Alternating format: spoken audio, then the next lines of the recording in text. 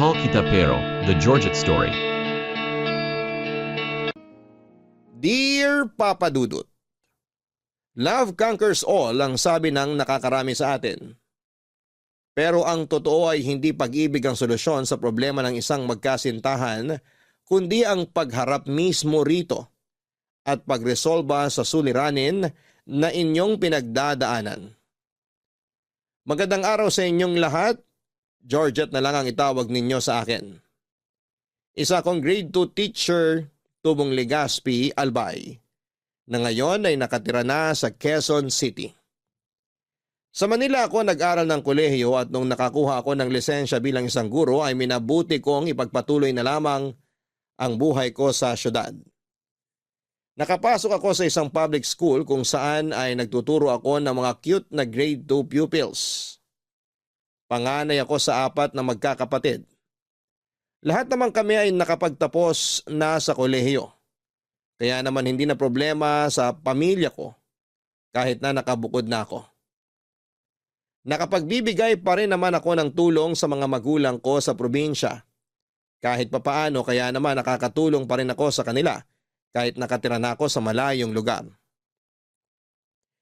Papa Dudut, kaya ko po mas piniling manatili na lamang sa Maynila ay dahil mas malaki at mas malawak ang oportunidad dito.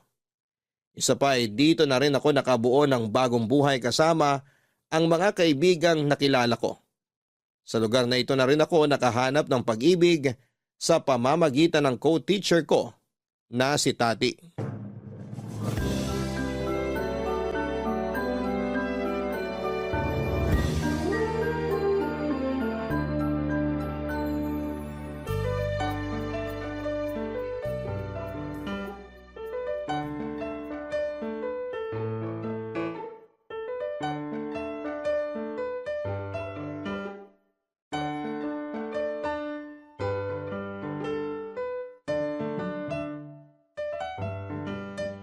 Alam mo, hindi ako mahilig sa kape, pero simula nung nagturo ako ng grade 2, kape na lang talagang nagpapawala ng stress ko. Nasanay ka kasi noon sa pagtuturo ng mga grade 6, kaya naninibago ka ngayon. Expected na talaga na magiging makulit ang mga bata. Yan yung pinili mong propesyon eh. Pero hindi ko inaasahan na iba na palang mga bata ngayon. Kakaiba talaga yung kulit nila. Totoo yan. Mas matapang na rin sila ngayon. Medyo spoiled na rin kasi ang mga bagong henerasyon ngayon eh. Pero syempre, bilang teacher, dapat mahaba ang pasensya mo. Ewan ko ba kung bakit ito yung pinili kong propesyon? Hindi naman ako pasensyosa. Ewan ko rin ba sa'yo? Basta ako, kaya ako naging guro kasi mahilig ako sa mga bata. Sa bagay, parang practice na rin to para sa akin para kapag nagkaroon na ako ng anak. Oo nga. Congrats pala ulit sa engagement niyo ni Mark. Salamat. So kailan naman ang kasal? Hindi pa namin napag-uusapan eh. Siguro baka next year pa. Kailangan pa kasi namin mag-ipon eh. Maganda yan. Mag-ipon muna kayo bago bumuo ng pamilya. Eh ikaw naman, kailan mo planong magpakasal? Kasal agad?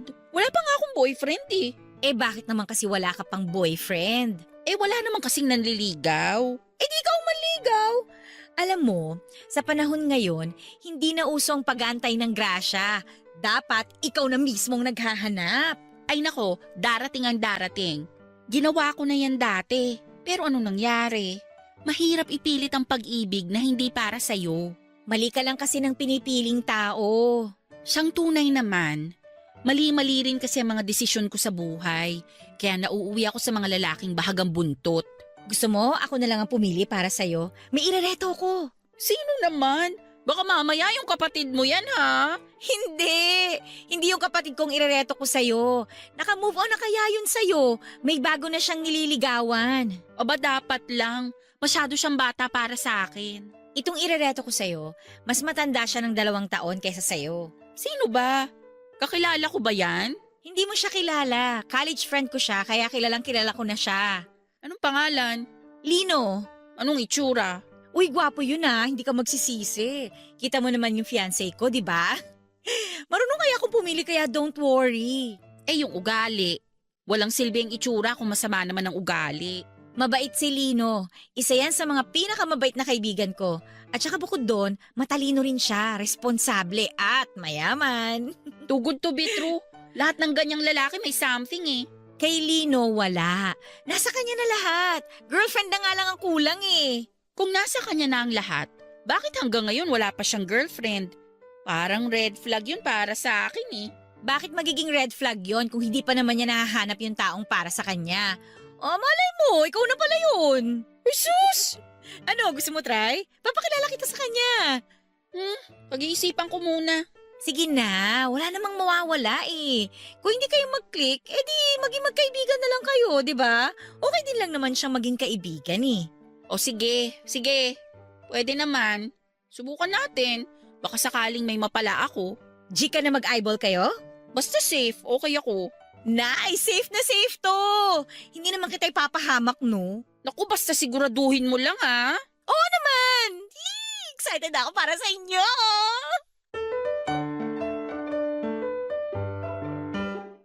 Tuwing Sabado ay nakagawian na naming mga teacher ang lumabas para mag-unwind matapos ang buong linggong pagod sa pagtuturo. Dahil halos nasa same age group din lang naman kami ay lagi kaming kumakain sa labas. Minsan ay nanonood ng sine o di kaya'y namamasyal sa park at mall. Isang Sabado ay inanyayahan ni Tati si Lino ang lalaking gusto niyang ireto sa akin para sumama sa isang dinner. Nagulat ako dahil hindi niya ako inabisuhan na nung araw na yon na pala niya kami ipapakilala sa isa't isa. Hindi ko inaasahan ang itsura ni Lino. Malayo siya mula sa lalaking inimagine ko noong idinescribe sa akin ni Tati ang itsura nito. Mukhang mayaman ang lalaki, halata ito sa kung paano niya dalhin ang kanyang sarili. Puting polo, cargo shirts at sapatos lang ang suot niya ng gabing yon. Pero ang lakas makamayaman ang dating nito. Bigla tuloy ako na-intimidate dahil parang ang layo ng agwat ng estado naming dalawa. Bukod sa maayos na pananamit ay maganda rin ang physical features nito. Maganda ang katawan niya, makinis ang kutis, maayos ang buhok at maliwalas ang kanyang mukha. Nahiya nga ako dahil hindi ko alam kung papaano ko siya i-approach. Pero kahit na ganoon ay naging magaan naman kausap si Lino. Mabait siya, magalang at humble. Pagkatapos ng dinner namin ay inihatid niya kami ni Tati pauwi. Nauna naming ibinaba si Tati at noong papunta na kami sa bahay ko, ay doon namin mas kinilala ni Lino ang isa't isa. Kahit sasakayan mo na lang ako ihatid, nakakahiya eh. Sa kabilang direksyon pa naman ang uwi mo. Sobrang out of the way pa uwi sa inyo. Hindi, okay lang. Saka isa pa, sa akin ka ibinili ni Tati. Nagtiwala yun na makakauwi ka ng safe. Ano ka ba? Kaya ko naman ang sarili ko. Mas mapapanatag din ako na maihatid kita ng safe. Nakakahiya kasi. Pwede namang mag-commute na lang. Nagpumilit pa kasi si Tati eh. Naabala ka pa tuloy namin. Wala yun. Ako rin naman ang namilit na ihatid kayo eh. Salamat pala sa paghatid sa amin ah. Wala yun. Nabanggit pala sa akin ni Tati na college friends kayong dalawa. Oo, college friends nga kami. Pero paano naman kayo nagkakilala? Eduk siya tapos ikaw naman business. Magkaiba kayo ng kurso na kinuha. Mahabang kwento. Sabihin na lang natin na nagkakilala kami by chance. Ah, okay. Kayo, paano naman kayo naging magkaibigan ni Tati? Sa school, pareho kaming grade 2 teacher kaya mabilis kaming naging close. Pareho din kasi kaming probinsya. Saan province mo? Albay, sa Legazpi. I see. Bakit mo naman naisipan dito mag-work? Dito kasi ako nag-aral. Dito na rin ako nagkaroon ng mga bagong kaibigan. Kaya naisip ko na dito ko na lang din ituloy ang buhay ko. Plano ko na rin namang bumukod sa amin eh. Mas malaki rin ang opportunity dito sa Maynila. Sa bagay, may point ka naman. Ikaw, may province ka rin ba? O dito ka na talaga lumaki? Born and raised na ako dito sa Manila. Yung mother ko, from Tugigaraw. Pero lumipat sila dito para sa job opportunity. Tapos dito na rin siya nakapag-asawa. Bale, marunong ka mag-Ilocano niyan. Actually, hindi. Never akong tinuruan ni mama eh. Nakakalungkot naman. Eh di sana multilingual ka na kung sakali kasi marunong ka sa Filipino, English, tapos Ilocano sana. Parang hindi ko rin naman kailangang matuto ng mag-Ilocano. Kasi hindi naman na kami nagpupunta sa Tugigaraw. Bakit hindi na? Wala na kaming pamilya dun eh. Parang isang beses lang ako nakabisita doon nung buhay pa yung lola ko. Pero matagal na yun. 5 years old pa lang ako. As in, hindi na kayo bumalik dun ever? Hindi na. Simula nung namatay si mama, parang nawala na rin yung part na yun sa buhay namin. Sorry, hindi ko alam na wala na pala mama mo. Okay lang. Matagal na rin naman yun. Okay lang din bang magtanong kung anong ikinamatay niya? Suicide. Oh my gosh! I'm sorry. Hindi ko maisip kung gaano kasakit yun para sa'yo. Sobra. Sobrang sakit nun para sa akin. Lalo na simula nung nawala si mama, nagbago ang lahat. Pasensya ka na kung na-open ko yung topic na yun. I'm sure mabigat na usapin yun para sa'yo. Actually, pilit ko na kinakalimutan yung part na yun ng buhay ko. Mahirap eh. Kalimutan na lang natin yung tinanong ko sa'yo. Pasensya ka na ha. Okay lang. Pwede ka na palang kumaliwa sa sunod na kanto. Shortcut yan papunta sa bahay. Saan? Itong kanto na to? Oo yan. Tapos diretso lang tapos kaliwa ulit.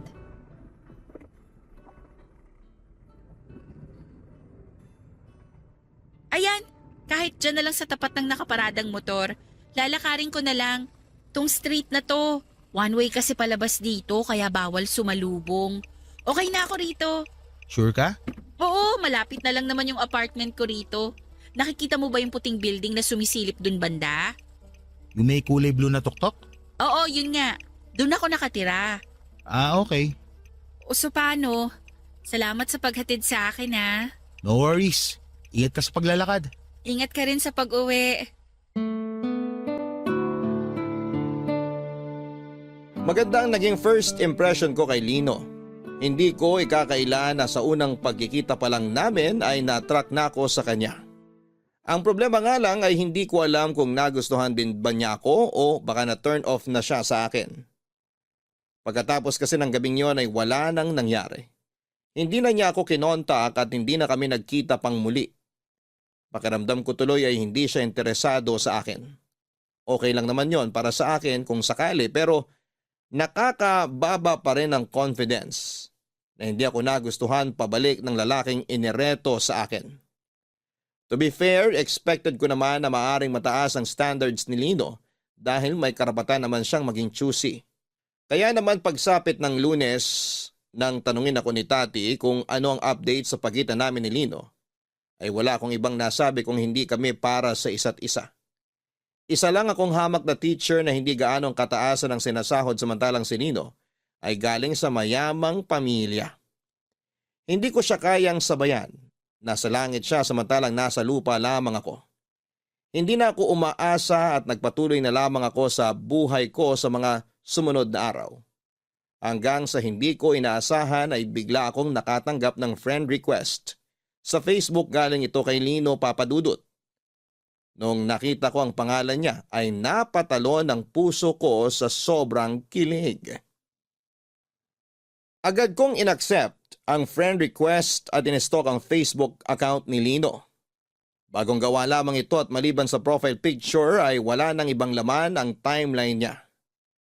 Ang paliwanag sa akin ni Lino ay natagalan daw siyang mag-reach out sa akin matapos ang unang pagkikita namin dahil noon lang daw siya nagkaroon ng time na gumawa ng Facebook account para makontak ako.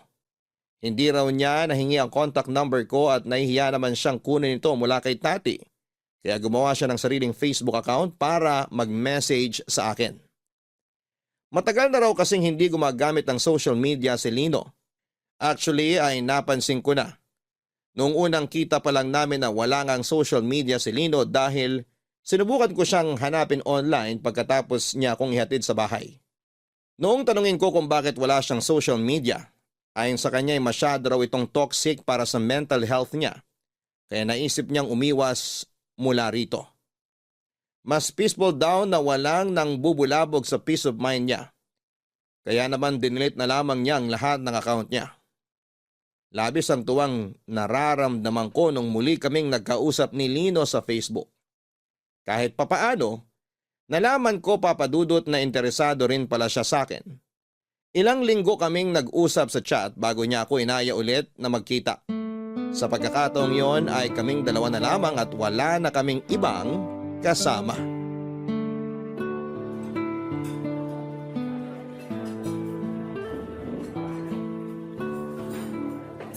Salamat at pinaunlakan mo tong invite ko sa'yo. Kailangan ko rin to. Bored ako sa apartment ngayon eh. Hindi naman ba kita nabala? Hindi naman.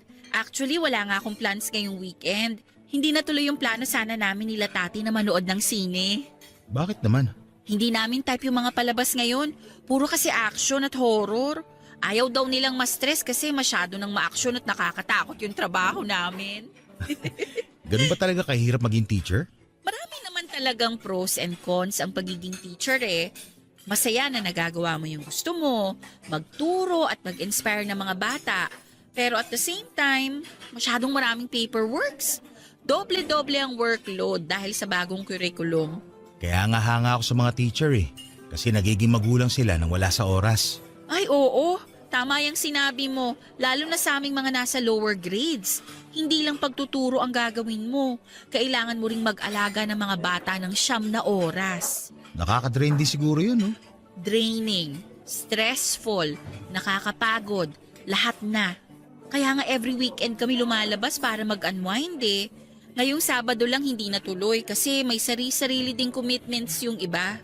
Dapat pala maging maayos tong date nating to. Bakit naman? Kasi ayoko makadagdag sa stress mo. Mukhang hindi naman. Dito na nga lang sa kinakain natin, sobrang nag-e-enjoy na ako eh. Nasabi sa akin ni Tati na mahilig ka raw sa mga inihaw na pagkain. Kaya dito talaga kita dinala. At talagang nag-research ka ha? Siyempre naman. Gusto ko magpa-impress sa'yo eh. So far, impressed naman ako sa'yo. Talaga ba? Saang banda ka naman na-impress sa akin? Marami. The way you handle yourself, pati yung pakikitungo mo sa mga tao, yung choices mo sa buhay, very classy. Naks, ganun na ba talaga kaganda ang tingin mo sa akin kahit na pangalawang beses pa lang natin ito magkita? Well, kasama na rin doon yung mga nakwento sa akin ni Tati tungkol sa'yo. Nagkukwento siya tungkol sa akin? Ano-ano naman kinukwento niya sa'yo? Kung gaano ka kabait, etc., etc. Basta puro good qualities mo ang nabanggit niya sa akin. Naku, baka naman masyado ng mataas ang expectations mo sa akin. Kapag hindi ko yun na-meet, baka ma-turn off ka. Hindi ko na maituloy yung plano ko sa'yo. Plano? Ano bang plano mo sa akin? Gusto kitang ligawan. Masyado bang maaga para gawin ko yon? Gusto mo kong ligawan? Sana, kung available ka. Kung walang ibang nanliligaw sa'yo, baka pwedeng ako na lang. Sa ngayon kasi, ang tinatanggap ko lang na manliligaw ay yung taong handa na akong panindigan. Hindi ko kailangan ng short-term relationship lang. Hindi naman ako naghahanap ng pang short term lang eh. Ang gusto ko, yung makakasama ko na panghabang buhay. At bakit sa tingin mo ako yung taong yun? Hindi ko alam kung ikaw na ba yung taong hinahanap ko. Pero willing ako subukan. O di sige, subukan natin. Kapag hindi nag-work, wala tayong magagawa. Pumapayag ka na? Wala namang mawawala eh. Papadudot nagulat ako sa paraan ng panliligaw na ginawa sa akin ni Lino. Ubusan ng yaman ang ginawa niya para lang mapasagot niya ako. Mula sa mga bulaklak, pabango, chocolate at kung ano-ano pang klase ng regalo. Lagi niya akong pinadadalhan ng sorpresa, hindi lang sa trabaho kundi pati na rin sa bahay.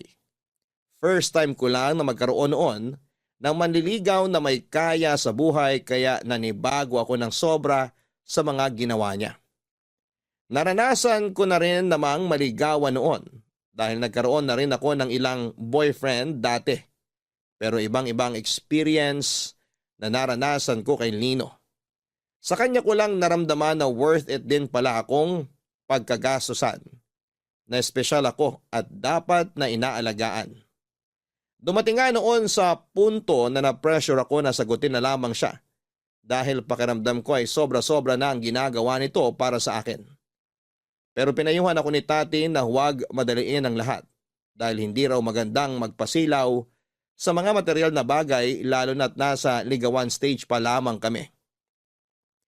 Ilang buwan ding pinatunayan sa akin ni Lino ang kagustuhan niyang mapasagot ako. Pagkatapos niya sa trabaho ay araw-araw niya akong hinihintay sa school para ihatid pa uwi. Lagi rin niya akong chinecheck sa trabaho o di kaya ay kinukumusta sa mga oras na hindi ko inaasahan. Pakiramdam ko noon ay sincere naman si Nino sa ginagawa niyang panliligaw. Isa pa ay gusto ko rin siya.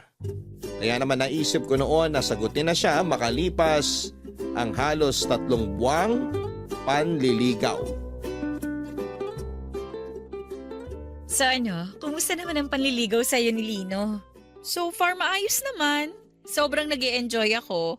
Sabi ko naman sa'yo good catch talaga si Lino Pero bakit naman kaya ako? Sa dami ng babae dyan, bakit ako yung napili niya? Kasi magaling akong matchmaker, no? Ano ka ba? Hindi pa ba obvious na para kayo sa isa't isa? Siguro may nakita sa'yo si Lino na wala sa iba. Ang pag-ibig naman, usually wala yung dahilan Bigla na lang titibok yung puso mo para sa isang tao. Yun ang patunay na kayo ang para sa isa't isa. Ganun ba yun? Oo naman, ganun talaga yun. Kaya huwag ka na maghanap ng dahilan, ano?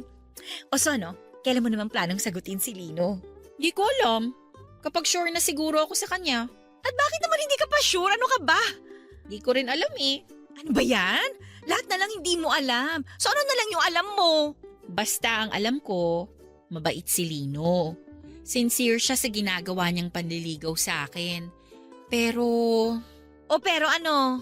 Pero parang too good to be true kasi. Para siyang mga leading man sa drama na sobrang perpekto. Hindi ko siya makitaan ng butas.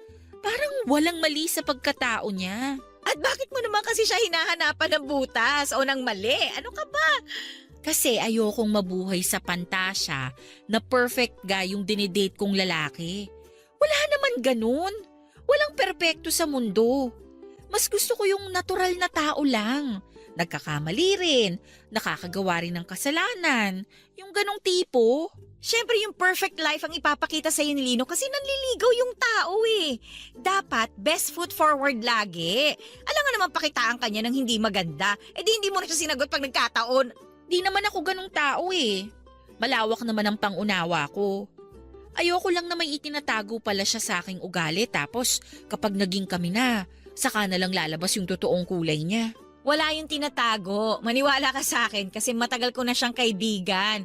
Wala siyang sabit, wala siyang criminal record, walang cheating history, walang bagsak sa klase. May daddy issues ng slight pero tolerable naman yun. Daddy issues? Anong ibig mong sabihin? It's not my story to tell pero trust me, hindi yun makakaapekto sa pagsasama niyong dalawa. Kung sa bagay, sapat na rin siguro yung ilang buwang panliligaw niya para patunayan yung sarili niya sa akin, no? Ikaw, nasa iyo naman yun Kung nagdadalawang isip ka pa, mabuti rin na bigyan mo pa ang sarili mo ng panahon para mag-isip. Huwag ka magmadali kasi ang tunay na pagmamahal, makakapaghintay naman yan Sa tingin mo? Oo naman Kung pursigido talaga si Lino na makuhang mga kamay mo, dapat paghirapan niya. Dapat maghintay siya hanggang sa maging ready ka na. Para nang sa ganun, walang sisihang mangyayari, walang regret. Gusto ko rin kasi na kapag sinagot ko siya, may dahilan. Hindi ba dapat ang dahilan na yun dahil mahal mo siya? Mahal ko na siya actually, pero tati, hindi ko alam. Hindi ko alam talaga. Alamin mo muna yung sagot bago ka pumasok sa relasyon. Nakakatakot din naman kasi yung pabigla-bigla ngayong knowing yung mga pinagdaanan mo sa past relationships mo, di ba? Maganda na yung maging sure. Pero sana lang kung sakali mang walang chance si Lino sa'yo, huwag mo na siyang paasahin ng matagal. Hindi naman sa walang chance. Ang laki ng chance niya sa akin. Sobra. Pero ayun nga, gusto ko lang din maging sure. Sobrang attracted ako sa kanya. Pero ayoko na yung attraction na yun lang ang maging rason kung bakit ko siya sasagutin. Basta, good luck sa inyo. Gusto ko lang na malaman mo na suportado ko kayong dalawa, anuman ang mangyari. Papadudot, matagal akong nangarap na magkaroon ng relasyon kung saan ay ako naman ang inaalagaan. Sa mga previous relationship ko kasi lagi na lamang ako yung nagbubuhat ng relasyon. Lalo na sa huling naging boyfriend ko, na sa halip na maging masaya ay naging kalbaryo ang buhay ko. Imbis na mabigyan ako ng mga hindi malilimutang alaala ay puro mapapait na alaala ang iniwan sa akin ng ex ko. Nahulog kasi ang loob ko sa isang manipulative na sad boy. Tuwing nakagagawa siya ng kasalanan, ay madali lang niyang napapaikot ang ulo ko sa pamamagitan ng panggagaslight sa akin at paggamit ng maalam magpakailanman na kwento ng kanyang pamilya. Galing kasi siya sa hirap, breadwinner ng pamilya nila at nagsumikap na may taguyod ang 4 niyang kapatid. Magaling siya sa parting yon pero hindi yon rason para gawin ang ginawa niya sa akin. Harap-harapan kasi niya akong niloko at nagpaloko naman ako. Mabuti na lamang at nandyan ang kaibigan kong si Tati para ipaalala sa akin kung ano ang tama at mali. Nung natauhan ako ay nakipaghiwalay na ako sa kanya at tuluyan ko na siyang ibinaon sa limot. Hindi nagtagal ay sinagot ko na si Lino sa piling niya ay naramdaman ko kung gaano kalaki ang worth ko bilang isang babae at bilang isang tao. Sa kanya ko naramdaman na karapat-dapat din naman pala akong irespeto, alagaan at mahalin. Pwede rin naman pala na ako ang binubuhat sa relasyon. Si Lino ang boyfriend na hinahanap ng karamihan. Siyang tipikal na boyfriend material na gusto ng lahat. Naging maganda ang unang 5 buwan ng relasyon namin pero sa pagtagal ay unti-unti kong napansin na ang tila ba perpektong ugali ng boyfriend ko ay hindi pala ganoon kalinis katulad ng gusto nitong palabasin. Papadudot mabuting boyfriend si Lino. Lahat ng parte niya bilang boyfriend ay nagagampanan niya ng maayos. Araw-araw niyang ipinaparamdam sa akin ang pagmamahal niya at never siyang nagkulang sa oras, effort at intimacy sa akin. Sa katunayan ay ipinakilala pa nga niya ako sa mga kaibigan niya na bagamat medyo alta ang estado nila ay very welcoming naman sila sa akin. Ang problema nga lang ay merong certain lifestyle si Lino na minsan ay hindi ko nagugustuhan lalo na kapag nasobrahan. Party goer si Lino, during weekends ay palagi siyang lumalabas kasama ang kanyang barkada para magbar hanggang sa magdamag. Inaaya naman niya akong sumama sa kanila pero dahil hindi maganda sa isang teacher ang mag-inom at hindi rin naman talaga ako umiinom ng alak ay lagi akong tumatanggi sa imbitasyon niya sa akin. Hindi naman po ako mahigpit bilang girlfriend.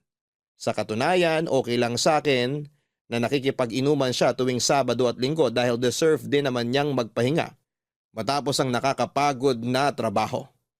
Panatag ang loob ko na payagan si Lino na lumabas dahil mapagkakatiwalaan naman ang mga kaibigan nito.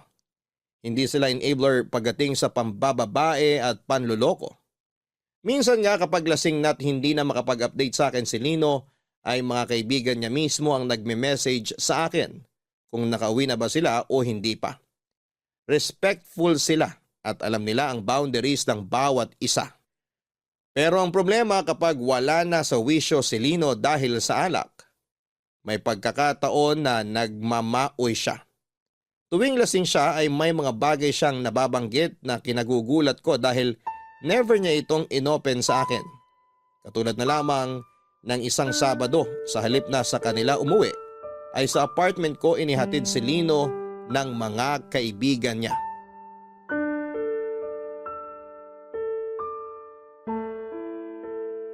Lino! Lino, gumising ka muna dyan. Uminom ka ng tubig. Ha? Sige na. Kailangan mong ma-hydrate para mabilis ma-flush yung alak sa dugo mo. Georgette, anong ginagawa mo rito? Ikaw dapat ang tinatanong ko niyan. Nandito ka sa apartment ko ngayon. Dito ka dinala ng mga kaibigan mo. Ha? Akala ko nasa bahay ako. Wala ka sa bahay nyo. Nandito ka sa apartment ko. O heto, inumin mo muna yung tubig.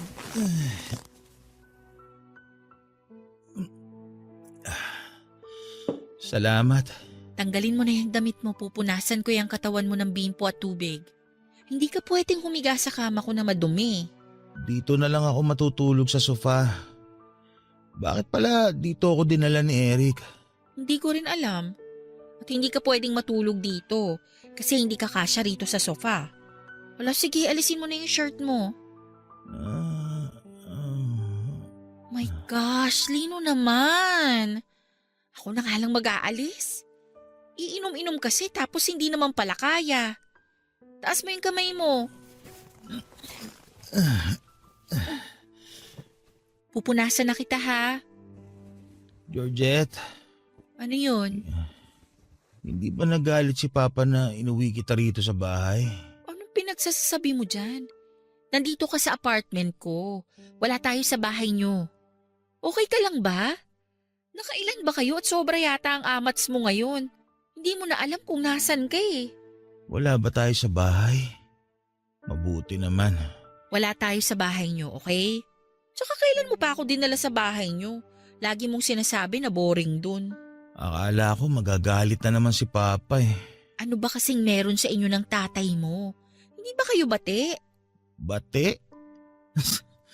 Hindi nga nakanturing sa akin ng taong yun eh. Anong ibig mong sabihin? Si Papa, isa lang ang anak nun. Alam mo kung sino? Si Kuya. Ako, palamuti lang ako sa bahay. Display na hindi man lang pinapansin. Bakit naman hindi ka niya pinapansin? Wala akong ambag sa buhay niya eh. Para sa kanya, wala akong silbi. Lahat ng magagandang nagawa ko, nagawa na ni Kuya. Kaya baliwala na kung ano man ang gawin ko. Ako lang yung anino ni Kuya. Hindi pinapansin, hindi nakikita. Lino, bakit ngayon mo lang to nakwento sa akin? Bakit ko na may kukwento tong masaklap na buhay ko sa taong mahal ko? Ayoko magmukhang sad boy na may dinadalang daddy issues. Ayoko magmukhang problemado sa harap mo. Pero may problema kayo ng tatay mo. Hindi yun pwedeng isikreto lang. Matagal ko na tong pinoproblema. Ano magagawa mo sa pinagdadaanan ko ngayon? Kung ako nga mismo, hindi ko to magawang ayusin eh. Pero pwede naman kitang suportahan. Pwede mo akong gawing takbuhan kapag kailangan mo ng makakausap. Ako ang sasalo sa'yo kapag sobrang bigat na ng dinadala mo. Ayokong gawin sa'yo yon. Bakit naman? Hindi ka bagay o lugar, Georgette. Nasaka ko lang pupuntahan kapag masama ang loob ko o kapag kailangan ko ng tulong. Girlfriend kita. Gusto ko lagi ka masaya. Ayokong idamay ka sa mga problema ko dahil ayokong maperwisyo kita. Huwag mong isipin na perwisyo ka. Mas mapapanatag ako kapag aware ako sa pinagdadaanan mo. Lalo na kapag alam ko naman sa sarili ko na meron akong maitutulong sa'yo. Girlfriend mo ko at natural lang na makasama mo ko hindi lang sa saya, pati na rin kapag down ka. Kaya Lino, kung ano man ang... Ay, naku. Kung alam ko lang na may ganitong klasikang problema na pinagdadaanan.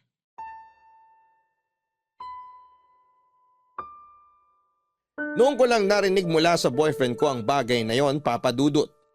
First time ko lang kasing makita ang vulnerable side ni Lino.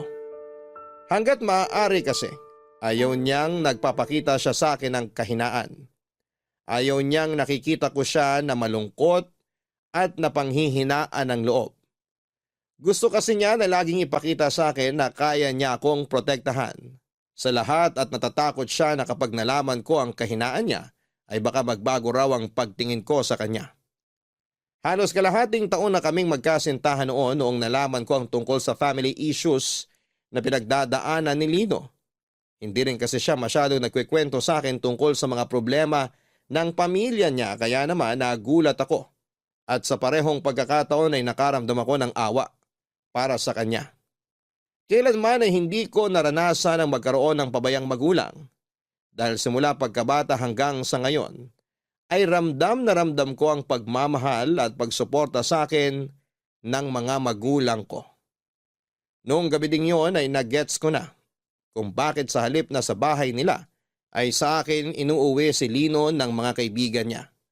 Mas magandang sa akin na muna siya umuwi habang lasing ito dahil baka mas lalo lang lumala ang problema nila ng kanyang ama kapag doon pa siya umuwi. Kinaumagahan noong nahimasmasan ay walang maalala si Lino sa mga nangyari o napag-usapan namin noong gabi. Ni hindi niya alam na sa akin siya umuwi. Gusto ko man siyang tanungin tungkol sa mga problemang isinare niya sa akin ay ayoko namang manghimasok sa buhay niya. Kaya hinantay ko na lamang siyang mismo ang mag-open on sa akin. Sa halip ay si Tati na ang pinagtanungan ko tungkol sa nakaraan ni Lino. Tati, may tanong ako sa'yo. Ano yun? Kapag may nalaman kang meron palang malaking sikreto na tinatago sa'yo yung boyfriend mo, anong magiging reaksyon mo? Depende kung anong klaseng sikreto yun. Kung may iba siyang babae, syempre magagalit ako, no? Kung nalaman kong bakla pala siya, magugulat ako. Kung ang sikreto naman niya may malubha siyang sakit, dadamayan ko siya. Wala sa mga nabanggit ang sikreto ni Lino. Teka, may sinisikreto sa'yo si Lino? Kala ko random question lang yun. May nalaman ako recently tungkol sa kanya. Ano naman yun? Hindi pala sila nag-uusap ng tatay niya? Parang may malalim silang alitan? Yun ba? Alam mong tungkol doon? Matagal na niyang problema yan. Kung may isang bagay man na red flag kay Lino, yun na yun. Yung problema niya sa tatay niya.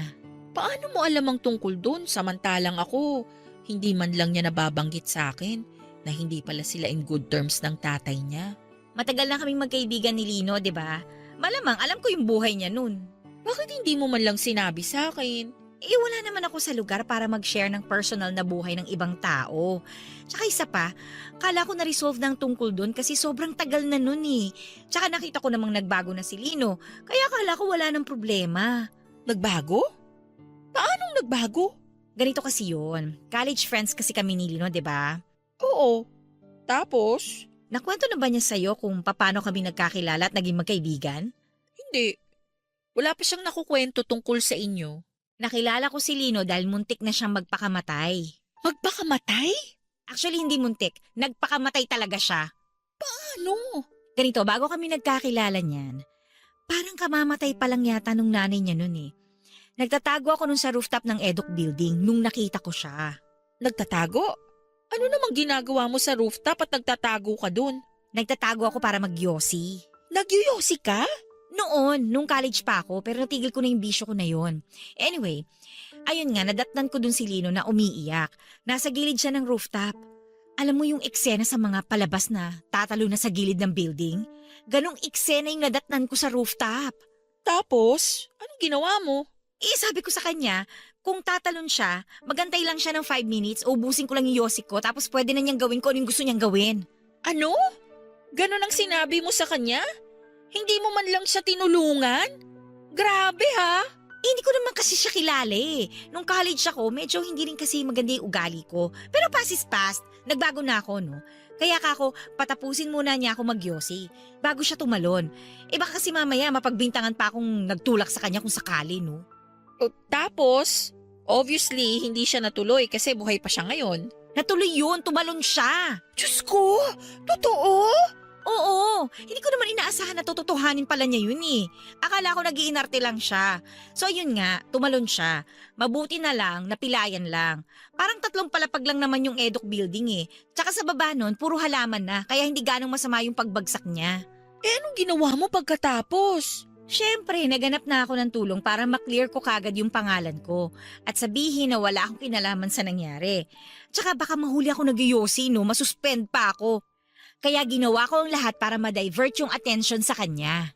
Pero hindi pa rin nasasagot yung tanong kung paano kayo naging magkaibigan. Sinamahan ko siya sa ospital. Inakala kasi nila na magkaibigan kami eh. Wala naman akong choice, kaya yun, nagkunwari na lang akong kaibigan niya. Tapos dun sa ospital, nakita ko kung paano siya tratuhin ng tatay niya. Nagulat nga ako eh. May mga gano'n palang klaseng magulang. Muntik nang mamatay yung anak niya, pero parang wala lang sa kanya yung nangyari. Alam mo, naawa ko kay Lino, kaya habang nagpapagaling siya, sinamahan ko siya sa ospital hanggang naging close na kami. The rest is history, ika nga nila. Grabe! Ang dami ko palang hindi alam tungkol sa boyfriend ko. Pagkatapos namin maging close, nalaman ko na medyo rebellious siya sa pamilya niya. Kaya siguro may alitan sila nung tatay niya. So ayun, yun yung past ni Lino na alam ko. Papadudot, kahit naman nalaman ko ang totoong nakaraan ni Lino ay hindi pa rin nagbago ang pagtingin ko sa kanya. Sa katunayan ay mas naging relatable siya dahil si Lino ang patunay na walang taong perpekto sa mundo. Hindi lahat ng nais natin ay pwedeng mapa sa atin. Mas naiintindihan ko nga siya at sa parehong pagkakataon ay mas humanga ako sa kanya na sa kabila ng pinagdadaanan niya ay ginawa niya ang lahat ng makakaya niya para hindi ako idamay sa problema ng kanilang pamilya. Ganun pa man ay hindi ko maiwasang mag-alala sa kalagayan ni Lino. Para kasing nasa loob ang kulo nito na kapag na-trigger ay bigla na lamang sasabog. Lalo na kapag nahaluan na ng alak ang sistema niya. Mahirap na kapag nakatapat siya ng taong kayang manakit at baka mapahamak siya. Simula noong nalaman ko ang pinagdadaanan niya, ay sinubukan kong pagbawalang uminom sa labas si Lino. Pumayag naman siya at hindi ito naging issue sa kanya, ganon din sa mga kaibigan niya. Kapag gusto niyang uminom noon ay sa apartment siya nagpupunta at dala ang ilang bote ng alak. Sinasamahan ko siyang mag-inom habang pinagkikwentuhan namin ang tungkol sa buhay-buhay. Pero sa lahat ng mga bagay na napag-usapan namin, never niyang binuksan sa akin ang tungkol sa problema niya sa pamilya niya. Ginawa ko naman ang lahat para maging supportive na girlfriend kay Lino. Pero minsan ay may mga bagay talagang nakasanayan na ng isang tao at mahirap na itong alisin sa kanilang pagkatao. Lalo na kapag ang punot dulo ng pag-uugaling yon ay hindi pa rin naaayos. Napagtanto ko kalaunan na ang sugat sa puso ni Lino ay sobrang lalim na at mahirap na itong hilumin pa. Sa mga sumunod na buwan ay naging maganda naman ang ugnayan namin ni Lino Papadudut. Sinubukan niyang umiwas sa pagpunta sa mga bar, pero hindi naglaon ay natuto siyang magsinungaling sa akin dahil doon. Hindi ko alam na pagkatapos pala niyang uminom sa apartment, sa halip na umuwi ay dumadaan pa siya sa labas para magpatuloy sa pag-inom. Nakwento yon sa akin ng isa sa mga kaibigan niya noong nagsumbong ito na inaaya raw siya ni Lino na uminom sa labas. Nagsorry naman sa akin si Lino noong kinumpronta ko siya tungkol sa ginagawa niya. Pinatawad ko siya at sinubukang alamin ang dahilan kung bakit niya nagawa sa akin ang maglihim. Tinanong ko siya kung masyado na ba akong nakakasakal. Hindi ang naging sagot niya. Inamin niya sa akin na hindi lang daw niya mapigilan ang sarili niya dahil alak na lang daw ang nakakapagbawa sa sakit na nararamdaman niya. Dumating noon sa puntong hindi ko na siya mapigilan at halos gabi-gabi na ang pag-inom ni Lino. May time na nga na pumapasok na siya sa trabaho ng lasing. Kahit na anong pilit ko ay ayaw sabihin sa akin ng boyfriend ko kung bakit siya nagkakaganon. Hanggang noon kasi ay ayaw pa rin niyang magkwento tungkol sa problema nila ng ama niya. Kahit na alam ko na ang tungkol doon. Masakit para sa akin na panoorin kung paano sirain ni Lino ang buhay niya. Unti-unting niyang napabayaan ang sarili niya, Papadudut. At para bang nawala na siya ng ganang mabuhay noon. At ang hirap para sa akin na wala akong magawa para matulungan siya. Hanggang sa dumating ang araw na kinakatakot ko. Naaksidente si Lino sa daan dahil sa kalasingan. Mabuti na lamang at walang ibang taong napuruhan sa nangyaring aksidente. Ganon din na hindi siya nasaktan. Nakapagpiyansa siya sa tulong ng kanyang ama. Pero dahil sa nangyari ay mas lalo lang nalayo ang loob sa kanya ng tatay niya. Hindi ko na nakayanan ang mga nakikita ko noon. Kaya ako na mismo ang kumausap kay Lino.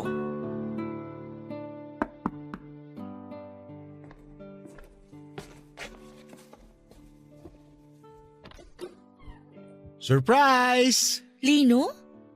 Anong ginagawa mo rito?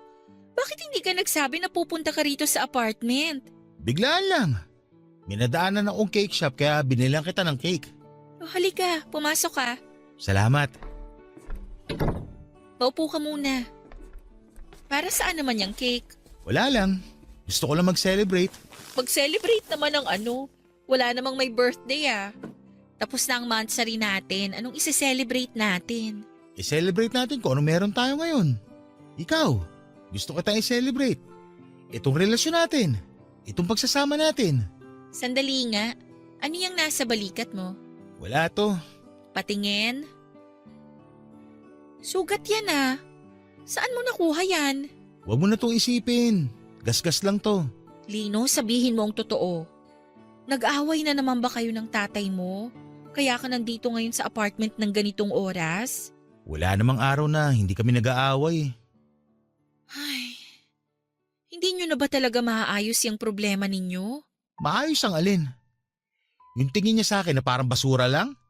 O yung fact na si Kuya lang ang tinuturing niyang anak sa aming dalawa? Lahat. Lahat ng problemang pasan-pasan mo dahil sa away nyo ng tatay mo. Hindi na ba natin maaayos lahat ng yun? Georgette, wala sa akin ang problema.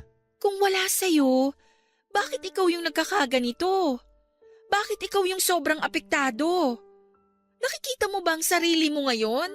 Yang suot mo ngayon, suot mo pa yan kahapon. Nakausap ko kuya mo, ilang araw ka na raw hindi umuwi sa bahay nyo. Nag-uusap kayo ni Kuya?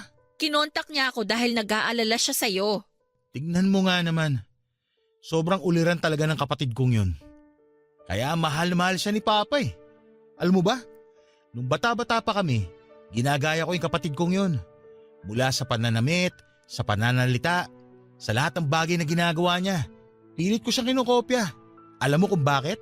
Bakit? Kasi naisip ko na kung katulad ako ng kuya ko, baka mapansin din ako ni Papa.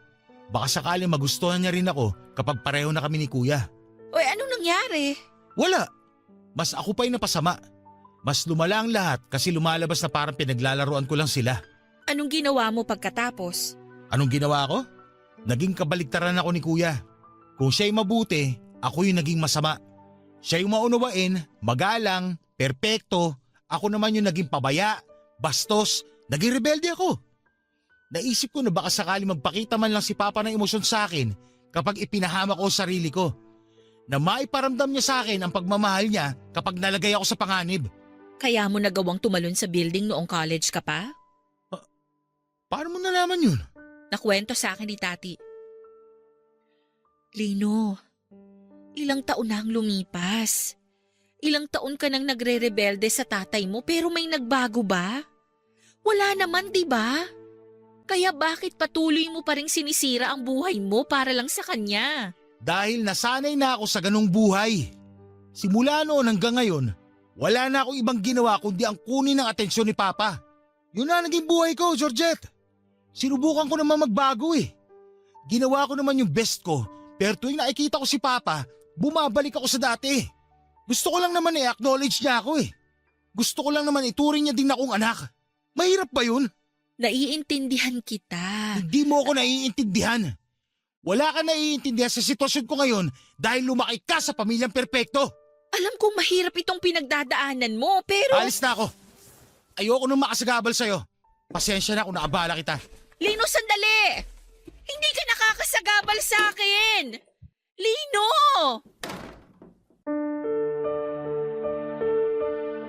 Papa Dudut, empath akong tao. Ibig sabihin ay madali ko lang na-absorb ang mga nangyayari sa paligid ko. Kapag malungkot ang taong kasama ko ay nalulungkot din ako. Kapag galit ito ay nasisira din ang mood ko. Kaya naman sa pagiging rebelde ni Lino sa kanyang tatay ay nadadamay ako. Minsan sa halip na pumasok ako sa eskwelahan, na maganda ang mood ay laging mabigat ang loob ko dahil alam kong hindi okay si Lino. Sobrang apektado ako sa mga problemang pasan-pasan niya. Sa puntong kasama na rin niya akong pumapasa ng mga ito. Okay lang naman sana sa akin yon. Gusto ko siyang samahan sa mga problema niya. Pero ang mahirap sa ginagawa niya ay hindi niya hinaharap ang problemang yon. Kaya tuloy hindi namin nalulutas ang mga pagsubok na pinagdadaanan ni Lino. Dahil lagi niya itong tinatakbuhan. Ayaw niya akong tumulong dahil ayaw niyang idamay ako kahit na hindi niya alam na nadadamay na ako nang hindi sinasadya sa alitan nilang mag-ama. May pagkakataon noon na bigla-bigla na lamang akong tinatawagan ng mga kaibigan ni Lino sa bar dahil nagwawala raw ito. May oras din na sa sobrang kalasingan ay ako na ang sumusundo sa kanya ng madaling araw dahil hindi na siya nakikinig sa mga kaibigan niya. Unti-unti ay napagod na ako sa ganong buhay namin ni Lino.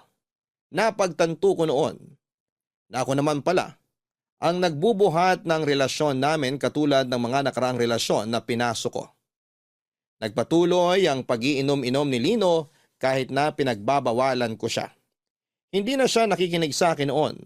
Nakiusap nga ako sa mga kaibigan niya na huwag na lamang muna siyang samahan o isama sa mga galaan, pero kahit ganoon ay matigas pa rin ang ulo ni Lino. Kahit mag-isa ay lumalabas siya. Konti na lang talaga at malapit na akong mag-give up noon sa kanya. Hanggang sa ang pangunawa ko para kay Lino ay tuluyan ang nawala noong isang gabi. Nabigla na lamang siyang umuwi sa apartment ko na lasing na lasing.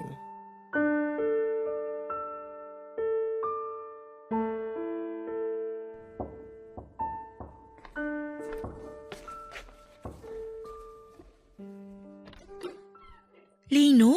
Georgette! Teka. Ah, Hoy! Okay ka lang? okay lang ako. Lasing ka na naman ba? Halika, pumasok ka. Saan ka na naman ba galing? Pasensya ka na kung dito ako dumiretso. Hindi ako pwede sa bahay. Maupo ka muna dyan. Sandali, kukuha lang ako ng tubig. Wag, dito ka lang muna. Kailangan mong uminom ng tubig para hindi ka ma-dehydrate. Tabihan mo ko kahit saglit lang. Okay. Ang bango mo ngayon ah. Bagong ligo ka ba? Kanina pa ako naligo. Matutulog na sana ako. Hindi ko alam na lumabas ka na naman pala. Di ka man lang nagpaalam sa akin? Sumaglit lang ako sa dating tambayan namin. Sinong kasama mo? Ako lang mag-isa. Pinagbawalan mo sina Eric na samahan akong uminom eh. Kaya nag-solo flight na lang ako. Kasi ayokong uminom ka. Hanggat maaari ayokong naglalasing ka. Lalo na't hindi mo kayang disiplinahin yung sarili mo. Okay lang yun. Kahit pagbawalan mo mga kaibigan ko, okay lang. Kaya ko naman kahit mag-isa eh. Sanay na ako mag-isa. Kaya ko mag-inom kahit walang kasama. Bakit ka na naman napainom ng wala sa oras? Kailangan ko pa bang sagutin yan? Sa tingin ko, alam mo na yung sagot eh. Dahil na naman ba sa tatay mo? Sino pa nga ba? Ano na naman bang nangyari sa inyo? Wala. Yun yung point. Walang nangyayari sa amin. Nakatira kami sa iisang bahay pero wala man lang siyang pake kahit ilang araw na ako hindi umuwi. Wala man lang siyang pake kahit sa kalsada o matulog dahil sa kalasingan. Yun ang problema, Georgette. Walang nangyayari sa aming dalawa. Dito ka na lang muna magpalipas ng gabi hanggang sa mawala yung tama mo. Magbihis ka na. Gamitin mo yung naiwan mong damit dito nung nakaraan. Nalabahan ko na yon. Dali, huwag ka munang umalis. Dito ka lang sa tabi ko. Lino, gabi na. Payakap lang.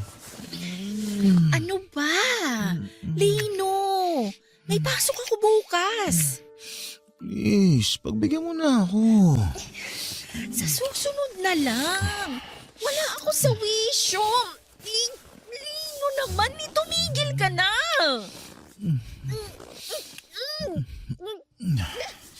Lino, Sige na. ko. Ayaw mo na ba sa akin? May iba ka na bang nagugustuhan? Bakit naman parang diring-diri ka sa akin? Lasing ka, Lino. Magpahinga ka na. Ito ang pahinga ko. Lino! Nasasakal ako. Ano ba? I love you, Georgette. Come on na, please, Lino. Ano bang ginagawa mo? Iniwan mo ako, please. Ayoko. Tigilan mo ako, Lino. Saglit lang naman eh. Mabilis lang to. Ayoko, Lino. Bitiwan mo ako. Nasasaktan na ako. Bakit? Dati naman natin itong ginagawa, di ba? Uy! Layuan mo ako. Hindi ikaw yan. Wala ka sa katinoan ngayon, kaya please. Huwag mong gawin to sa akin. Pero, Huwag kang lumapit sa akin. Tatawag na ako ng pulis. pulis? Bakit? Anong ginawa akong mali? Umalis ka na, Lino. Tatawagan ko si Eric para sunduin ka. Georgette naman. Lino! Mahal kita ng sobra pero mali na tong ginagawa mo kaya tama na to. Umalis ka na! Sa puntong yon ay natakot na ako para sa sarili ko. Nag-iba na si Lino.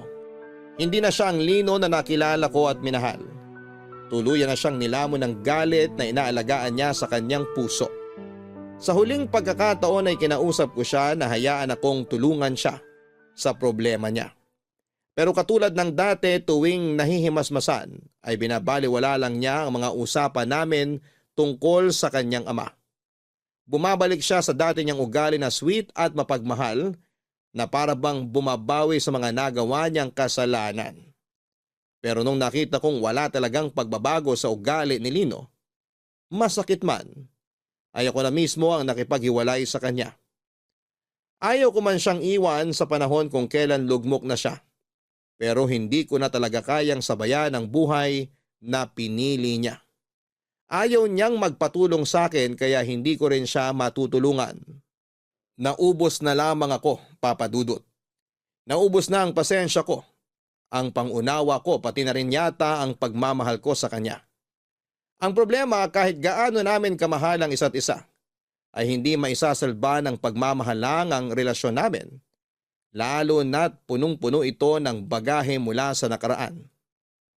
Masyadong mabigat ang mga problemang pinagdadaanan niya para baliwalain lamang ito. At hanggat hindi niya naaayos sa mga yon, ay minabuti kong lumayo na lamang muna sa kanya. Walang ibang makakalutas sa mga kinakaharap niya, kundi siya lang at umaasa ako noon na yon ang marirealize niya sa nangyaring hiwalayan namin. Mahal ko po si Lino pero mahal ko rin ang sarili ko at ayokong masira ang sarili ko dahil lang sa pagmamahal ko sa kanya. Papa Dudut, hanggang dito na lamang muna ang bahaging ito ng sulat ko. Sa susunod na bahagi ng kwento ko ay malalaman ninyo kung anong naging pagpapatuloy ng pagsasama naming dalawa ni Lino. Maraming salamat po sa pakikinig ng aking kwento. Ang inyong forever kapuso at kabarangay, Georgette. May mga bagay talaga sa mundo na hindi kayang ayusin ang pagmamahal lamang. Minsan kahit gaano natin kamahal ang isang tao, ay may puntong mapupuno rin tayo lalo na't nakikita natin na hindi nila binibigyang halaga ang pagmamahal na ibinibigay natin sa kanila. Darating talaga tayo sa oras kung kailan kailangan na nating magsakripisyo para sa ikabubuti ng taong mahal natin, kahit ang kapalit nito ay ang pag-iwan natin sa kanila.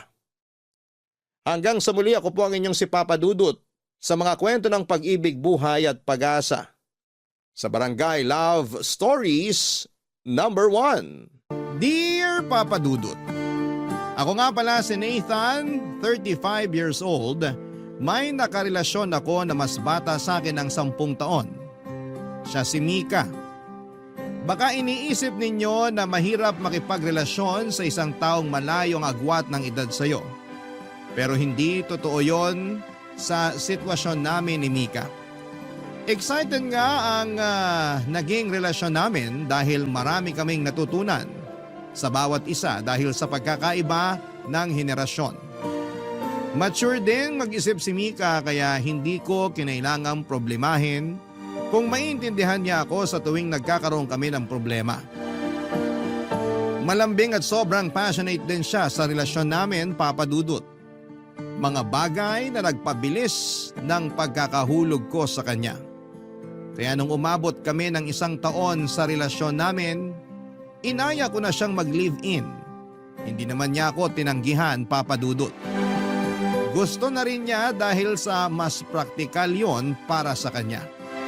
Malaki rin kasi ang maiipon niya kung magsasama kami sa isang bahay.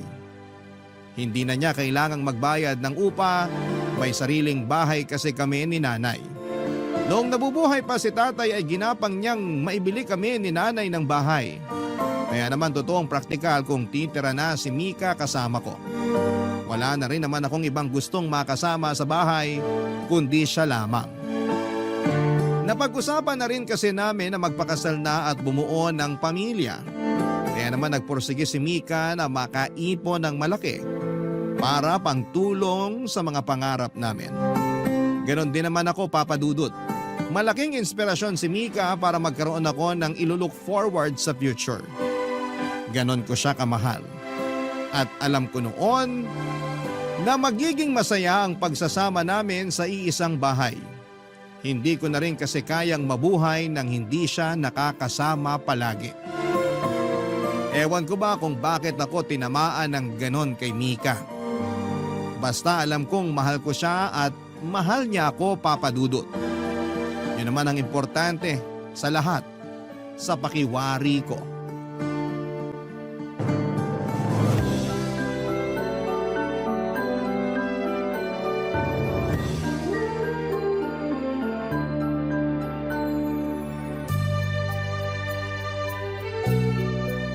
Ikaw, kanina mo pa tinitingnan ang mga nunal ko sa batok ha.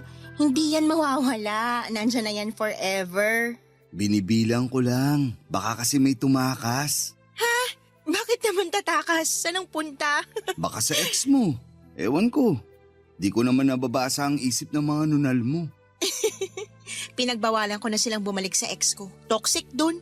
Stressed madalas ang mga nunal ko kapag nakikita ang ex ko. Kapag masasalubong natin ang ex mo, magsuot ka ng scarf sa leeg mo ha. Para hindi nila makita ang ex mo. Baka mamaya mag-relapse sila tapos pilitin kang bumalik dun. Tapos iiwan mo ako. Alam mo, hindi ko na alam kung nagbibiro ka pa o seryoso na yung iniisip mong magre-relapse ang mga nunal ko. Mahal lang kasi talaga kita. At mahal din kita. Yung mga nunal mo, natanong mo na ba kung mahal din nila ako? Hindi kami nakakapag-usap lately. Busy sila sa pagdikit sa bato ko. Pero nafe-feel ko namang mahal ka rin nila. Bigyan mo lang sila ng time. Yan ang gusto ko sa'yo eh. Patol ka sa mga kalokohang sinasabi ko. Heto na naman siya. In love na naman po sa akin. Masisisi mo ba ako? Ang sarap mo kayang mahalin. Alam mo kung ano pa yung mas masarap? Teka, parang gusto ko yung pupuntaan niya na. Ano ba? Ano ba yung mas masarap pa? Halika, dikit ka sa akin para maibulong ko sa'yo. Exciting! Nathan, anak! Ay, pasensya na kung pumasok ako agad sa kwarto nyo. Ihahatid ko lang tong nilabhan kong damit nyo. Salamat, Nay. Sa susunod po, iwan niyo na lang sa labas ng pintuan ng kwarto namin. Ako na lang ang kukuha para hindi na kayo pumasok. Baka kasi daanan ng ipis. Bihira pa naman kayong lumabas ng kwarto nyo. O kaya, kahit iwan niyo na lang sa sofa. Hindi naman natin madalas ginagamit yung sofa. Itambak niyo na lang po ron. Kukunin ko pagbababa ako. Kakatok na lang ako sa susunod para hindi na tayo magkagulatan. Naisama niyo po bang laban yung medyas ko na pink? Oo, Mika. Kasama na rito. Hindi ko lang natanggal yung dumi sa talampakan. Saan ka ba kasi tumapak? Kahit anong kuskus ko, ayaw maalis eh. Hindi niyo lang siguro maayos na nalaban. Hayaan niyo na po. Hindi naman makikita ng ibang tao yung medyas ko. Thank you na lang po. Naganda ako ng merienda sa baba. Pumunta lang kayo kung gusto nyong kumain. Salamat, Nay. Ihintayin ko kayo. Lalabas na ako. Pakisara mo ng maigi yung pintuan para hindi na naman pumasok ng walang pasabi ang nanay mo. Sira kasi yung doorknob ng kwarto. Ipapagawa ko na lang bukas. Dapat ma-realize ng nanay mo na mali yung papasok ka na lang bigla sa kwarto ng isang tao nang hindi man lang kumakatok. Ganyan na kasi ang ginagawa ni nanay dati pa kapag nag-aatid ng labada sa akin. O kaya kapag may kailangan. 60 years old na kasi si nanay. Kung ano yung nakasanayan niyang ginagawa, mahirap nang baliin. Intindihin na lang natin. Paano kapag maabutan niya tayo nakahubad? Ano na lang ang mukhang ihaharap ko sa kanya tuwing mag-aalmusal? Hayaan mo, ipapagawa ko na yung saraduan ng pintuan. Mas magandang kausapin mong nanay mo. Hindi tamang ginagawa niya.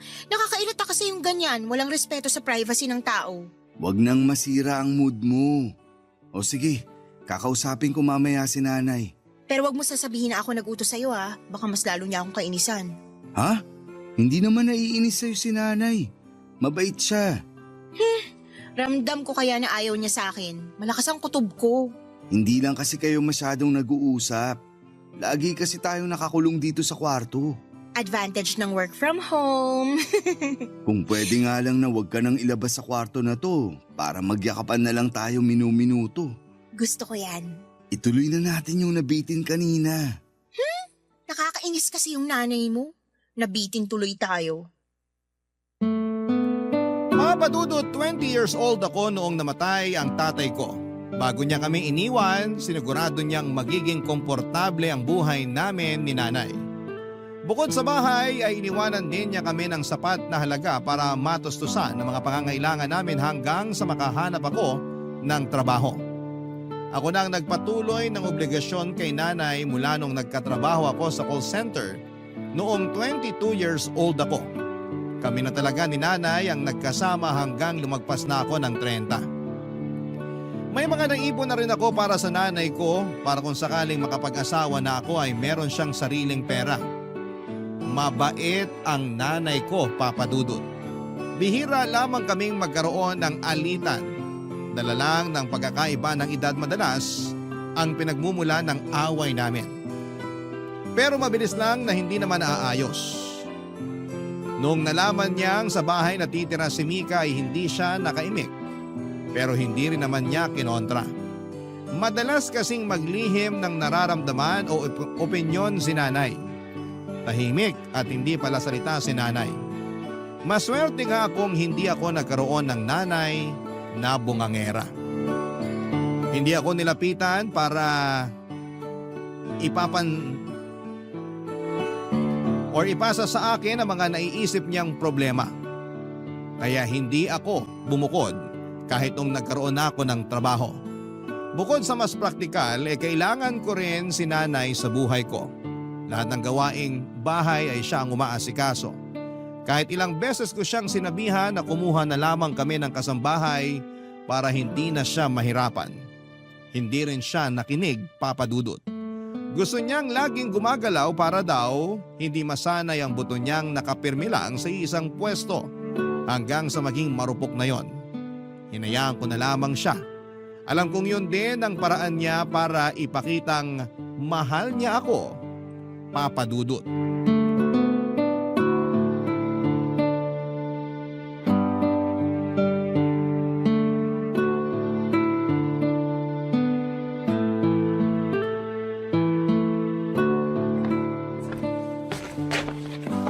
Anak, Ano yun, Nay?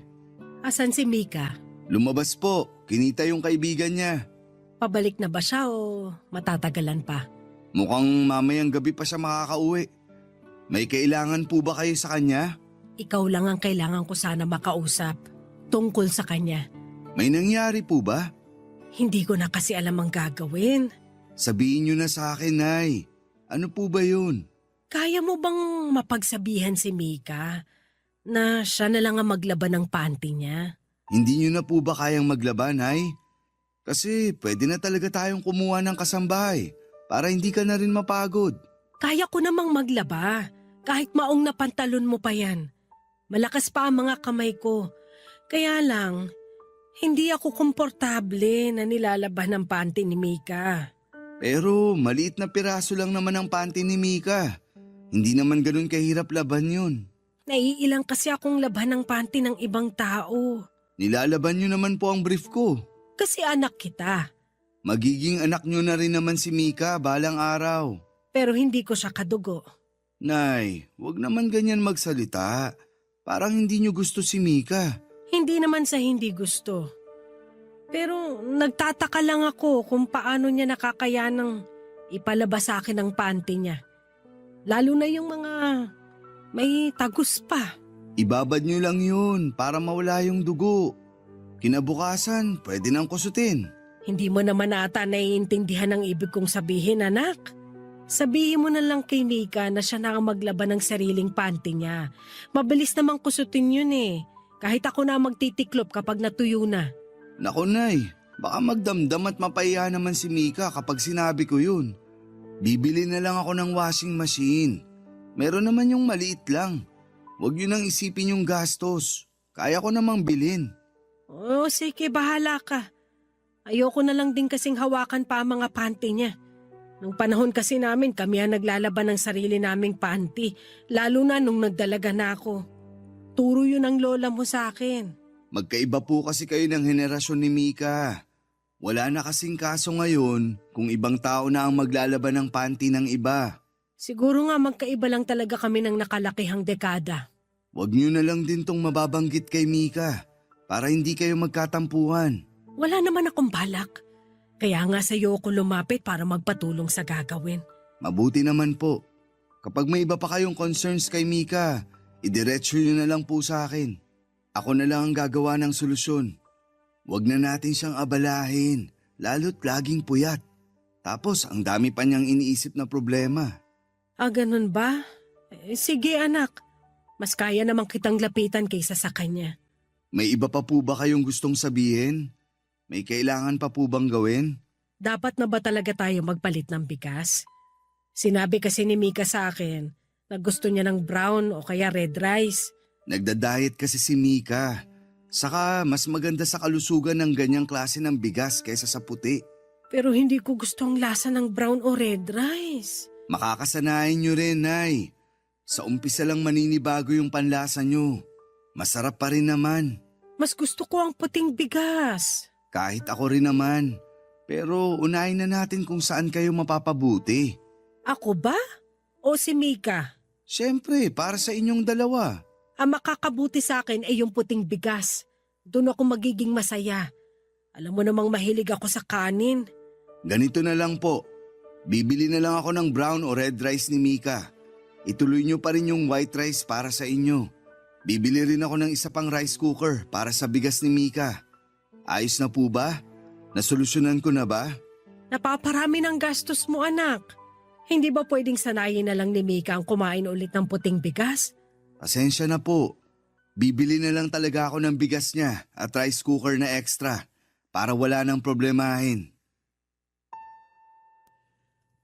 Papa Dudut, napansin ko ang pagtatampo ni nanay nang hindi ko siya mapagbigyan sa mga sinabi niya.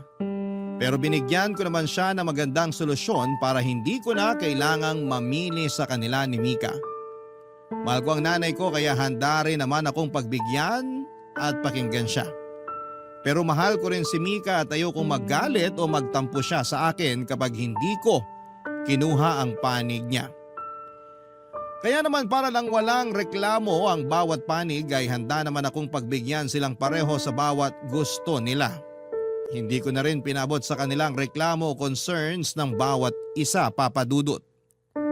Sa ganong paraan ay may iwasan ng gulo at tensyon. Napanatili ko naman ang kapayapaan sa ganong paraan pero may mga pagkakataon lang talaga na parang hindi sila mapagkasundo. Noong nalaman ni Mika na ayaw labhan ni nanay ang panty niya ay nagtampo ito sa akin. Lalo na noong nalaman niyang hindi i-hand wash ang kanyang panty. Very delicate daw kasi ang panty niya dahil branded yon. Nasaktan din siya dahil parang pinandidirihan daw ang kanyang panty. Hindi naman daw ito marumi. Pati ang binibili kong red rice para kay Mika ay naging issue na rin, Papa Dudut. Bakit daw hindi na lamang kami pare-parehas ng bigas at kailangang white rice pa rin ako at kay nanay? Minsan naaminin kong nahihirapan na akong pakisamahan silang pareho, Papa Dudut. Pero mahal ko silang dalawa. Ayokong magalit sila sa akin. Ayokong wala isa man sa kanila sa buhay ko. Kaya sa abot ng makakaya ko ay gumagawa ako ng paraan para makaiwas sa pagtatalo. Barangay Love Stories. Barangay Love Stories. Papa Dudut, nahahalata na ang tensyon sa pagitan ni nanay at ni Mika. Hindi na rin ako masyadong makatulog sa kakaisip kung papaano ko ba mapagkakasundo ang dalawa. Alam kong normal na magkakaroon ng adjustment period sa kanilang dalawa. Magkaiba silang tao at malamang ay may mga pagkakaiba sila sa mga gusto at ayaw. Kahit naman kami ni nanay ay may mga hindi kami na pagkakasunduan. Nakasanayan lang namin ang isang araw ang mag-adjust sa bawat isa. Ganon din kami ni Mika. Nung nagsisimula kami ay nabibigla kami sa nakaugalian ng bawat isa. Pero nang tumagal ay alam na namin kung kailan pipitik ang isang tao. Alam na namin kung kailan dapat mag-adjust ang isang kapag merong problema o pagkakaibang kinakaharap. May kalahating taon nang nakatira si Mika sa amin.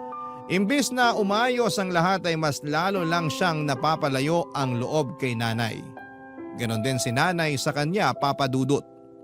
Minsan nagpapanggap na lamang ako na kunwari ay hindi ko alam ang issues nila sa bawat isa. Kunwari ay hindi ako apektado.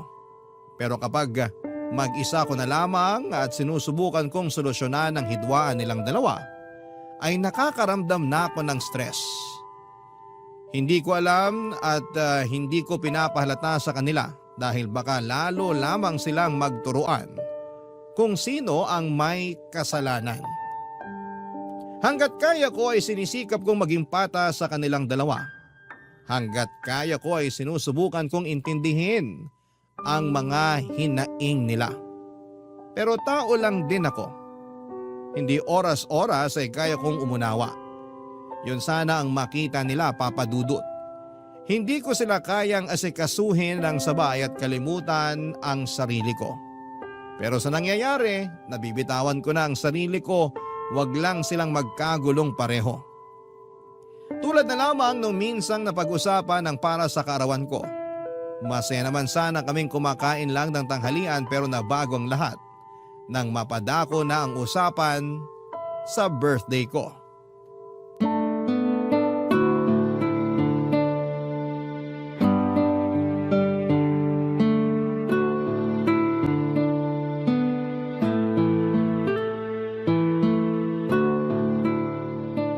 Masarap talaga tong pagkakaprito nyo ng tilapia, Nay.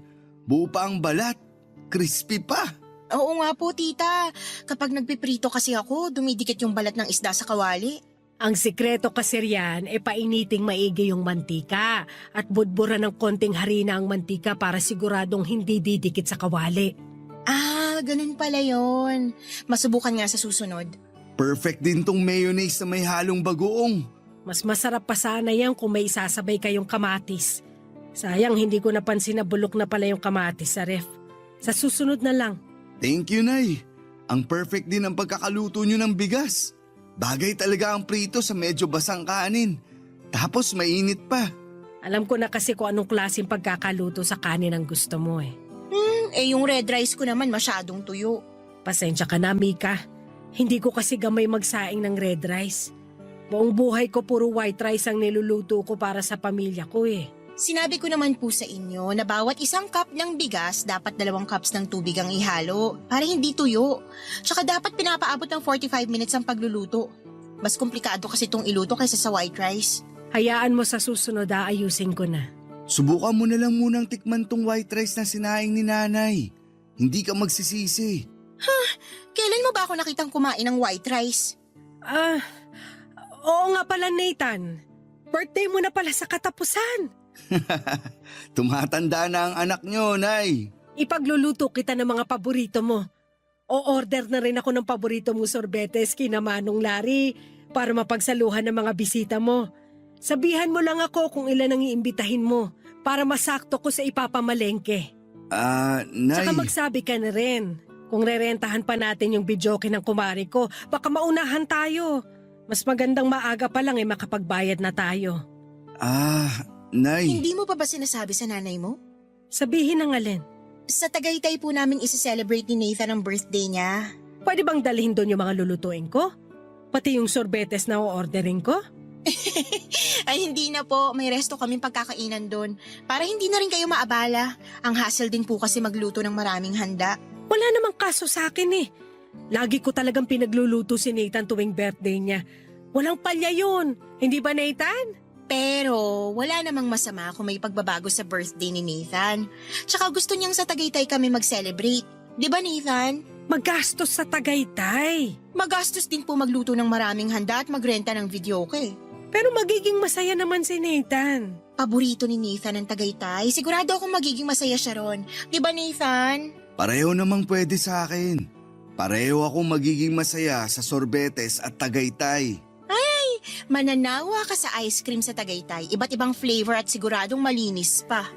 Kung yan ang desisyon nyo para sa birthday ni Nathan, edi yan na. Pasensya, Nay, kung di ko agad nasabi. Ayos lang yun. Nabigla lang ako. Sana nasabihan ako agad bago ko ipinagkalat sa mga kakilala natin na maghahanda ako sa birthday mo. Pwede naman nating ituloy ang handaan. May hotel reservation tayo sa Tagaytay sa mismong birthday mo, di ba? Pwede namang maganda isang araw bago ang birthday ko. para may mapagsaluhan din yung mga kaibigan at ibang kakilala. Okay na ba yon, Nay? O kaya isama nyo na lang ako sa Tagaytay para makapasyal din ako roon. Pwede naman, Nay. Ibubuk namin kayo ng kwarto sa parehas na hotel. Nathan, fully booked na yung hotel. Siningit lang tayo kasi may nag-cancel. May iba pa namang hotel na kalapit nung sa atin. Doon ko na ibubuk si Nanay para malapit sa atin. Nathan, Huwag na kayo magtalo. Naisip ko mukhang hindi rin kakayanin ng tuhod ko ang lamig ng Tagaytay. Pagbalik nyo na lang ako maghahanda. wag na po kayong gumastos nun, tita. Itabi nyo na lang yung pera para may pang-maintenance kayo sa tuhod nyo. Huwag kayong mag-alala. Uuwian namin kayo ng bulalo.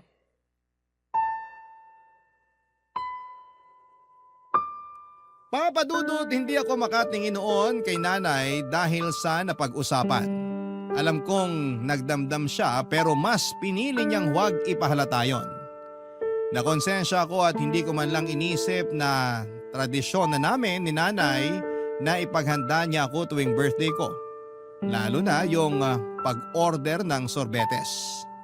Noong bata kasi ako'y mahilig ako sa sorbetes na binebenta ng pamilya ni Mang Larry. Kaya sinisigurado ni nanay na makakakain ako at ang mga bisita ko ng sorbetes.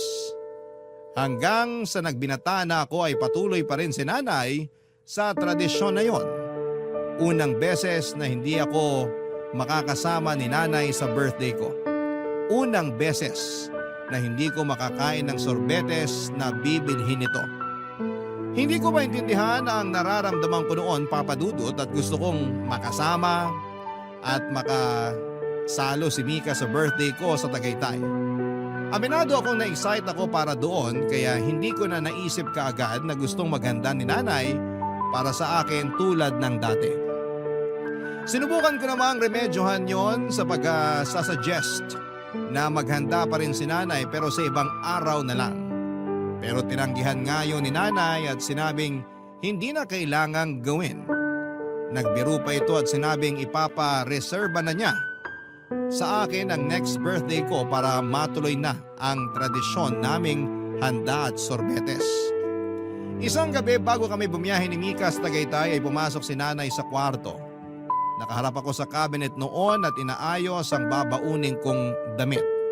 Nagkataon na nasa banyo sa ibaba si Mika at naninigo.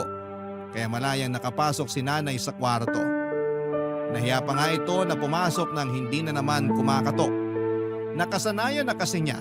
Hindi naman yung problema sa akin, huwag lang sigurong matsyempohan na nandun si Mika dahil baka masamain na naman niya ang bagay na yon, Papa Dudut.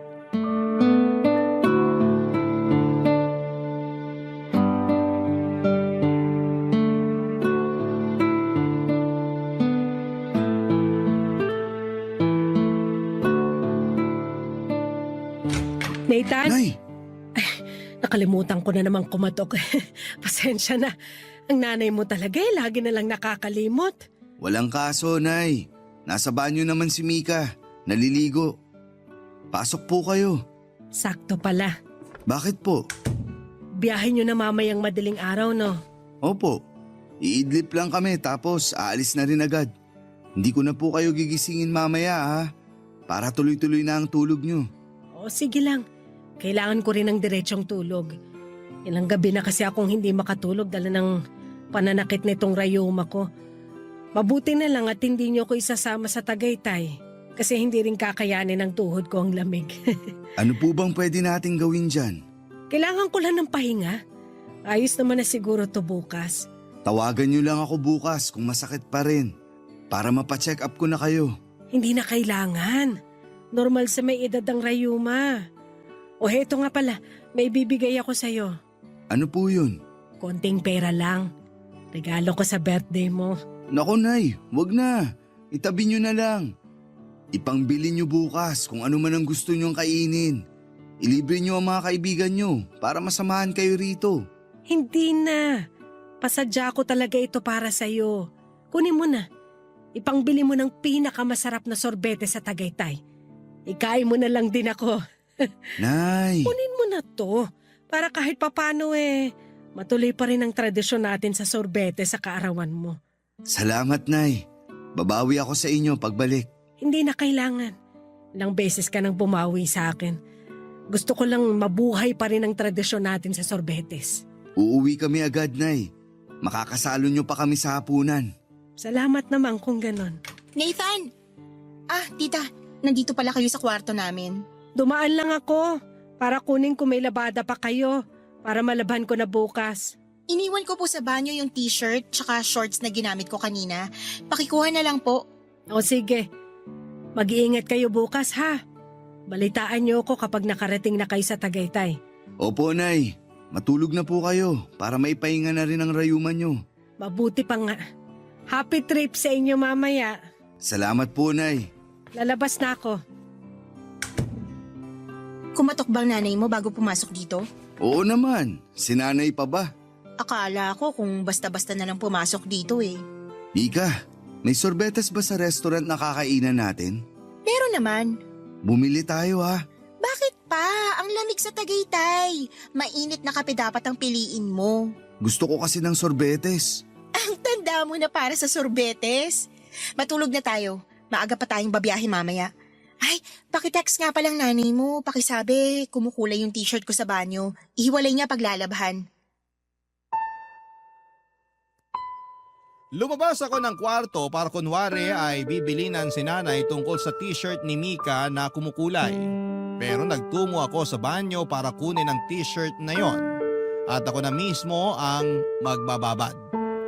Hinintay ko na lumabas ang kulay at saka iniwan na sa banyo para makita ni nanay na kumukulay yon.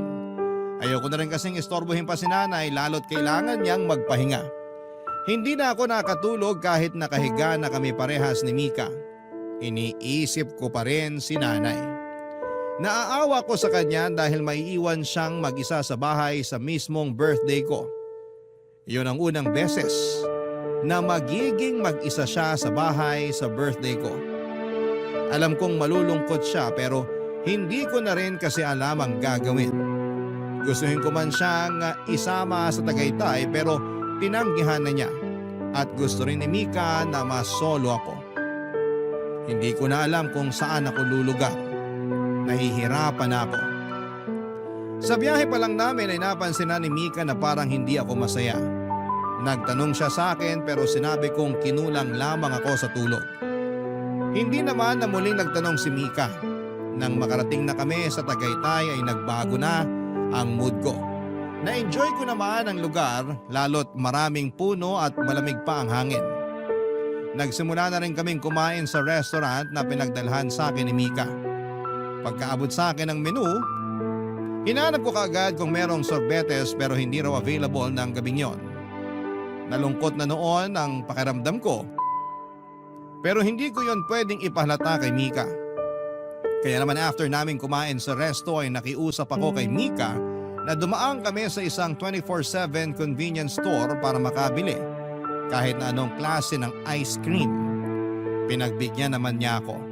At bago matapos ang birthday ko ng gabing yon ay napangiti ako dahil nakakain pa rin ako ng sorbetes. Papadudot, natuloy pa rin ang tradisyon namin ni Nana. Barangay Love Stories. Barangay Love Stories. Papadudot pagkabalik namin ng bahay mula sa Tagaytay ay mainit kaming sinalubong ni nanay. Niyakap ako nito agad at nagtanong kung nakakain na ba ako ng sorbetes. Sinabi kong oo at pinakita ko sa kanya ang picture ng sorbetes na kinain ko. Natuwa naman si nanay. Mas lalo siyang natuwa nang sinabi kong gusto kong umorder ng sorbetes kay Mang Larry para mapagsaluhan namin. Agad niyang pinuntahan si Mang Larry para bumili ng sorbetes. Napailing na lamang si Mika. Gastos lang daw ang pagbili ng sorbetes dahil hindi naman siya kumakain noon. Sinabi ko na kami lang ni nanay ang kakain para pangbawi ko sa kanya sa birthday ko. Nagkibit balikat na lamang si Mika at saka nagtuloy nang pumasok sa kwarto namin para ituloy ang pahinga niya. Ako naman ay hinintay na makabalik si nanay para magkwentuhan kami papadudot. Nang nakabalik na si nanay, pinagtimpla niya ako ng kape at saka nakipagkwentuhan sa akin sa kusina. Hintay na lang daw namin ang sorbetes dahil i-deliver na lang daw mamaya. Nagtanong siya tungkol sa Tagaytay. Hindi pa kasi nakakapunta si nanay doon. Tuwang-tuwa siya na nakikinig. Ang sabi niya sana sa susunod ay makasama na siya. Ngumiti ako. Yun naman ang pinangako ko sa kanya at maglalaan ako ng oras para maipasyal siya sa Tagaytay. Tuwang-tuwa si nanay, panay ang palakpak niya. Nagtanong pa siya kung gaano kakapal ang dapat niyang isuot pangontra lang sa kanyang rayuma. Napangiti na lamang ako sa kasimplihan ni nanay. Hindi yun nagbago simula pagkabata ko. Nasa kalagitnaan kami ng kwentuhan nang marinig kong lumabas na si Mika sa kwarto namin. Nagdadabog ito at mukhang galit. Sa biyahe pa lang namin pauwi masama na ang pakiramdam nito at hindi maayos ang mood. Kaya alam kong konting pitik lang ay magwawala na ito. Nangyari nga. Sinugod niya kami ni nanay sa kusina habang hawak ang isang kumupas na kulay itim na shorts. Papa Dudut.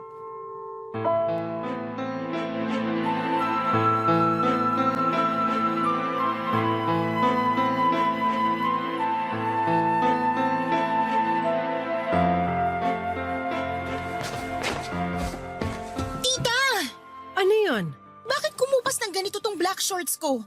Kung di ko pa chinek ang mga nilaban yung damit ko, hindi ko pa makikitang siniraan yung shorts ko. Naku, hindi ko napansin. Patingin nga at Paano hindi nyo napansin kayong naglalaban ng damit ko? Mika, bibilan na lang kita ng bago. Hindi mo kailangang magalit ng ganyan. Wala ka nang mabibiling ganito dahil limited edition to. Tsaka, itong paborito ko. Hindi naman sinasadya ni nanay.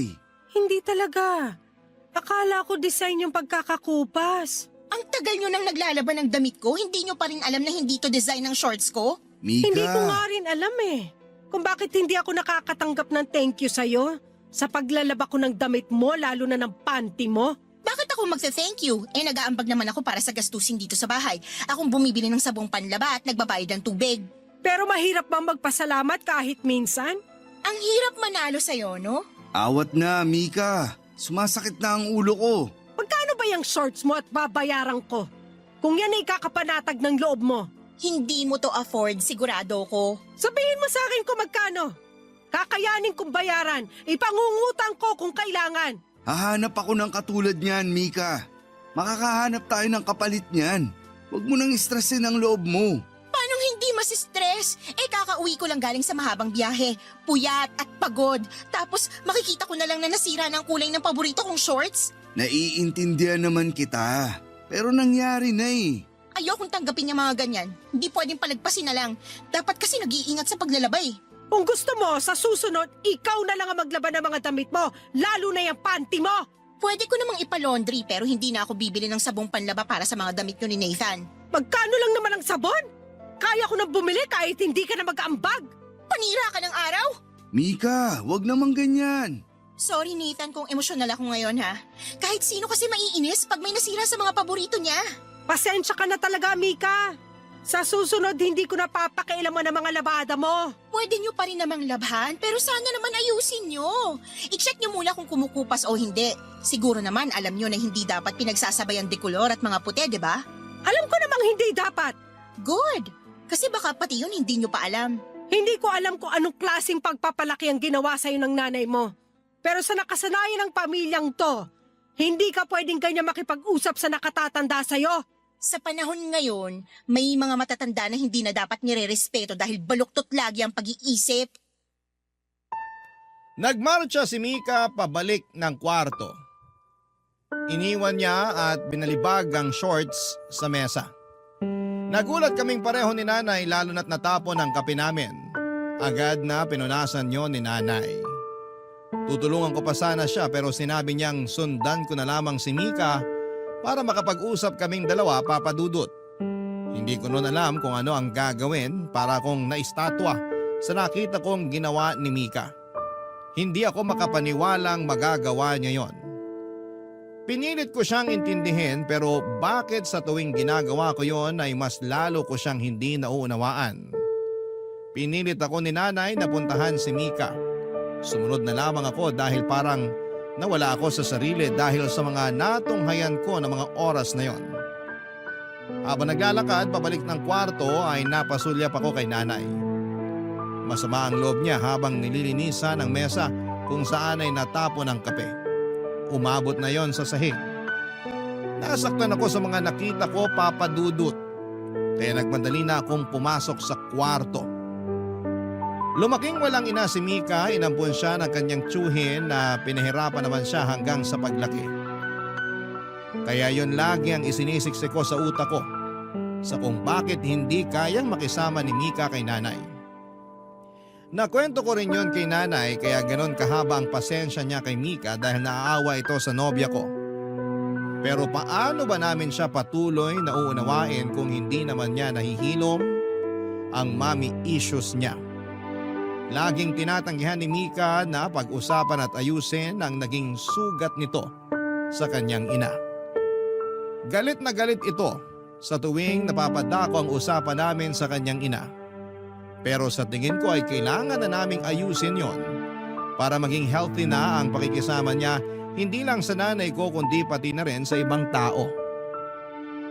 Dahan-dahan akong pumasok sa aming kwarto at naabutan ko doon si Mika na chinecheck ang ibang mga damit niya. Noong napansin niya ako ay agad siyang nagsumbong sa akin, Papa Dudut.